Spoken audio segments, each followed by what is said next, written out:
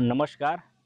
પાદરા તાલુકાની અંદર સતત વાંદરા, મગર અને પક્ષીઓના મોત થઈ રહ્યા છે.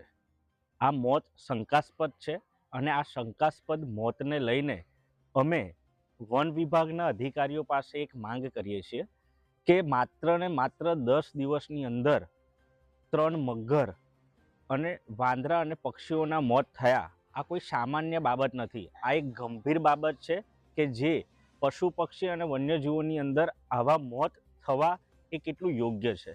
આ મોત કેમ થયા તેના કારણો સચોટ રીતના જે તે વન વિભાગના અધિકારીઓ છે તેના સ્થળ તપાસ કરીને જે પણ જગ્યાઓ પર એની મેં આજે તમને વાત કરું તો આજના જ દિવસે 2 મગર મળી આવ્યા છે.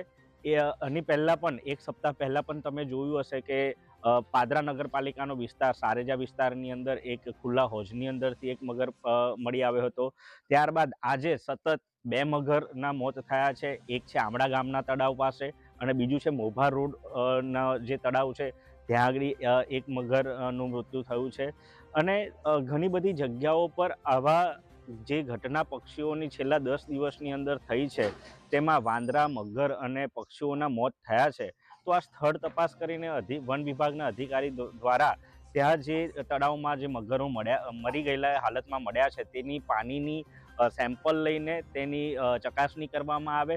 શું આ એક ગંભીર કોઈક બીમારીના ભોગને લીધે આવી ઘટનાઓ પાદરા તાલુકામાં બની છે કે નહીં, અને સાથે સાથે જે પાણીના સેમ્પલ લઈને જે તે તપાસની જે કાર્યવાહી છે એ કરીને પાદરાની જનતાને તેની સમક્ષ જે પણ રિપોર્ટ આવે તે મૂકવામાં આવે એવી અમારી માંગ છે.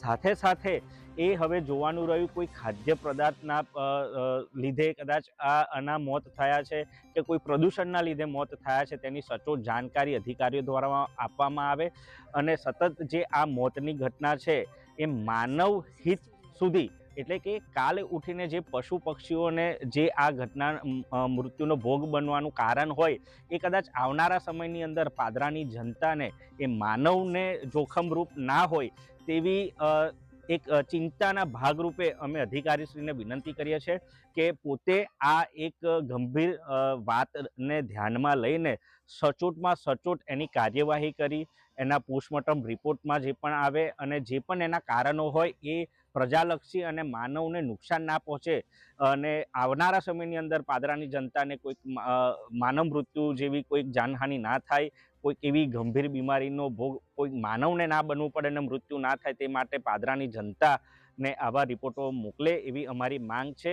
આશા રાખીએ છીએ કે અધિકારી દ્વારા સચોટ અને સાચી માર્ગદર્શિકતા સાથે એક પ્રેસ કોન્ફરન્સ કરીને તેની માહિતી આપવામાં આવશે.